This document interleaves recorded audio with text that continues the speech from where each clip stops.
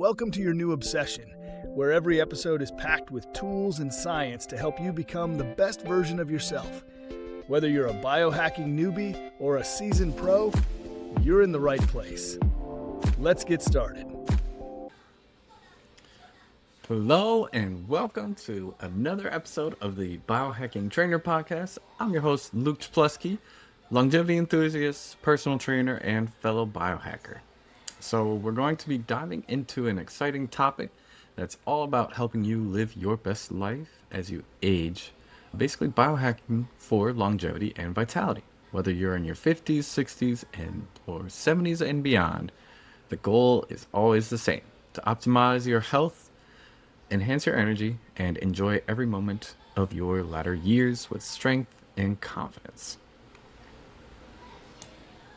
Now, to get started, I want to first start by addressing a common myth with biohacking and longevity.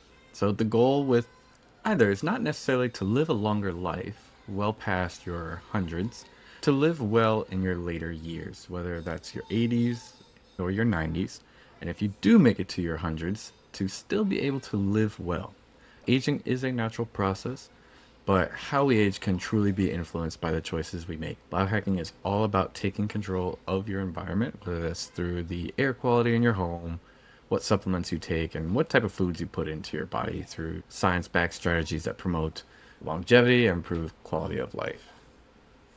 So, what are some different areas to focus on? One that I always like to first start with is your nutrition and hydration status. So eat a good nutrient-dense, whole foods rich diet that also have antioxidants to combat oxidative stress. So you want to stay away from a lot of those processed foods, processed meats, and etc. Focus on more so whole foods that are very rich in antioxidants. There's a good app out there called Yuca. Basically, you would just simply download the app and you can take your phone and scan the barcode of every product you're looking to purchase, and that'll give you basically a score out of 100, whether the food is good or whether it has some additional additives, high in sugars, and etc. So again, stay away from the sugars or limit the sugar intake. Look at good, nutrient-dense food choices.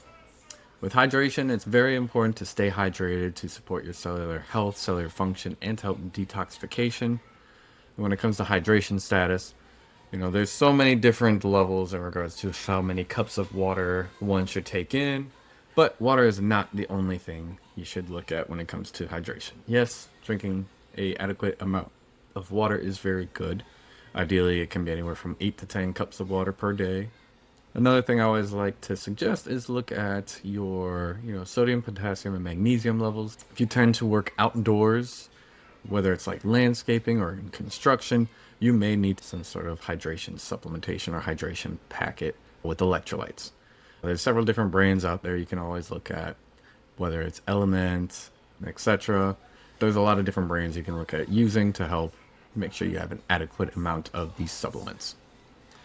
Now, on top of making sure you're hydrated and you get adequate amounts of water and electrolytes, you do want to make sure you're getting an adequate amount of protein in your daily caloric intake. With this one, there's different ideals. Usually what I like to suggest is at least 1 gram per kilogram of body weight in regards to protein intake. Now, if you're lifting pretty heavy or your exercise levels are pretty vigorous and high intensity, you may want to look at having about 1 gram per pound of body weight. So, those would be some of the recommendations when it comes to protein intake. Again, I'm not a dietitian nor a nutritionist, but a lot of the research does state that those are optimal levels of protein intake to basically enhance muscle recovery, muscle adaptation, and help you keep basically pushing with your exercise, but also help convert any body fat mass to more of that lean muscle mass. Now, the second area that I always like to touch on that one should focus on when it comes to, say, biohacking for longevity is physical activity. So you do want to incorporate strength training to maintain muscle mass and bone density. So the goal is to aim for at least 2 days of resistance training per week and 150 minutes of light to moderate intensity cardiovascular activity. Or you can aim for 75 minutes of vigorous intensity activity. So that's more of like your high intensity interval training or doing like marathon runs or half marathons, right? So when it comes to these 2 days of resistance training, it doesn't need to be super strenuous. It doesn't need to be high impact. It doesn't need to be super heavy loads of resistance. If you can focus on good functional movement patterns and add some resistance, that will create adaptation. So enough that the last 2 repetitions of each set are really tough to do. It shouldn't be till failure, but it should be tough to squeeze out those last 2 repetitions in every set. That's a good quality and good adequate amount of resistance for an activity or an exercise to where you'll see adaptations, whether it's for muscular endurance or hypertrophy. Those are kind of the areas that you'll want to look at. And that's just going to help create good skeletal muscle mass and lean muscle. Now, engaging in regular cardiovascular exercise for heart health is very important.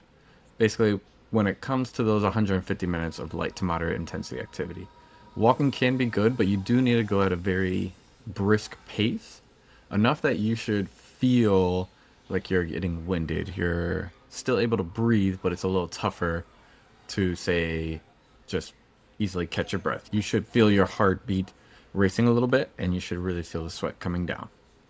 Another great way that I always like to recommend for cardiovascular activity and even cardiovascular health, especially for somebody that does not have the capability to, say, go for a run, go for a walk, is the use of sauna usage, specifically infrared saunas. They can be very beneficial.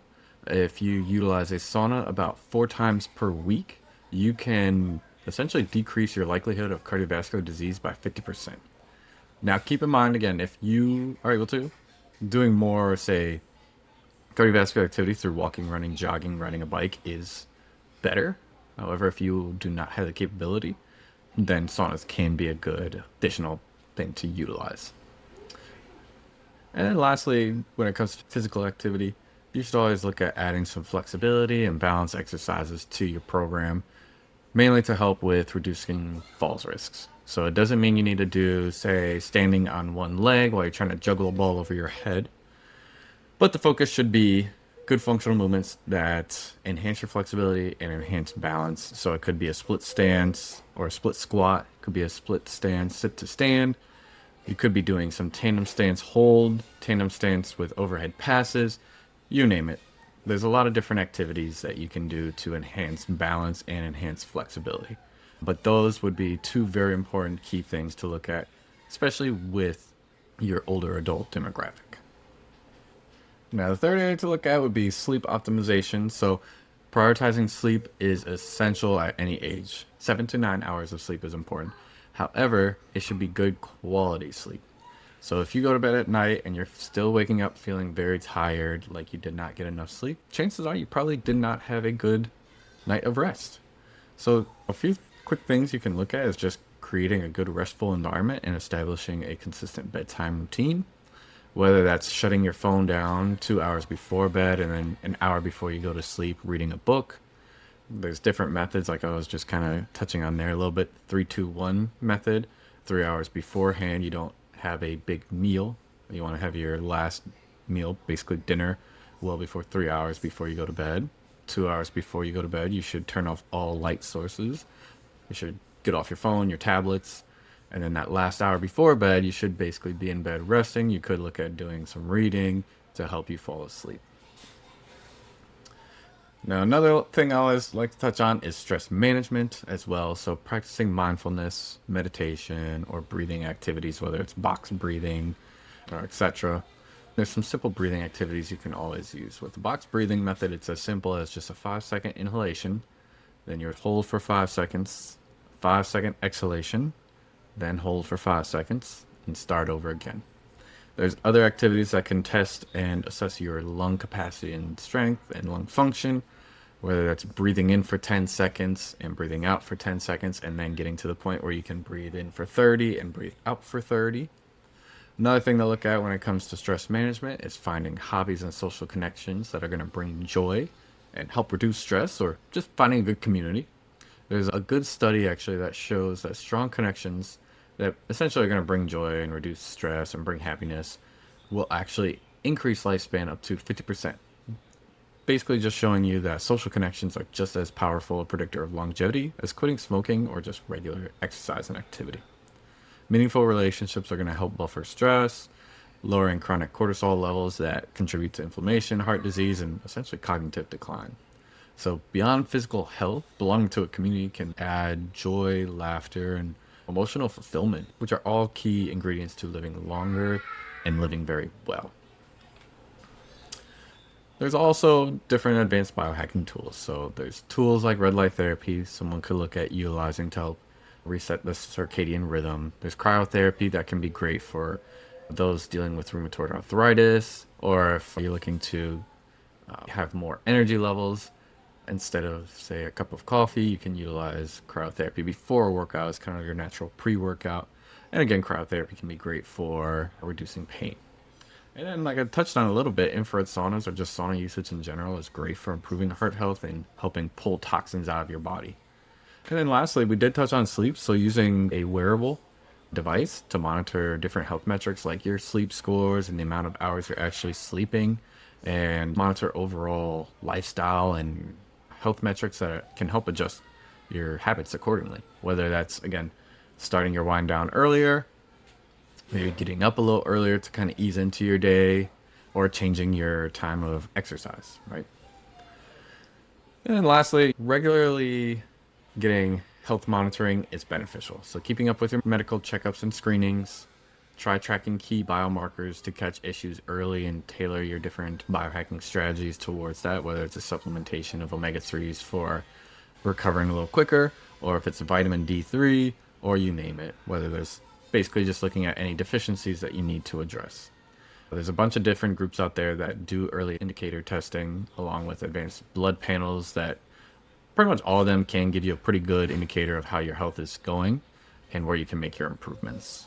Another thing I would always recommend is make sure you get at least a semi-annual body composition screening per year, whether that's a DEXA scan, bioelectrical impedance through, say, like an in-body, or a 360 scan as well, just because that's going to give you a good track of skeletal muscle mass, body fat mass, and most importantly, give you a good idea of where your visceral fat numbers are at, to make sure they're not climbing up, because that's essentially the fat that's lining the internal organs. And when that number gets very high, you have a very high risk of comorbidities, which, obviously we're trying to stray away from.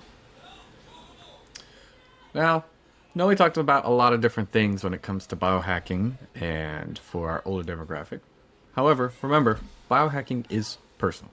It's about experimenting safely and finding what works best for your unique body and lifestyle. So small, consistent changes can lead to very big improvements in longevity and vitality. First, always make sure to consult with your general practitioner before doing any new modalities. And thanks again for tuning in to the Biohacking Trainer. Stay healthy, stay curious, and we'll see you next time.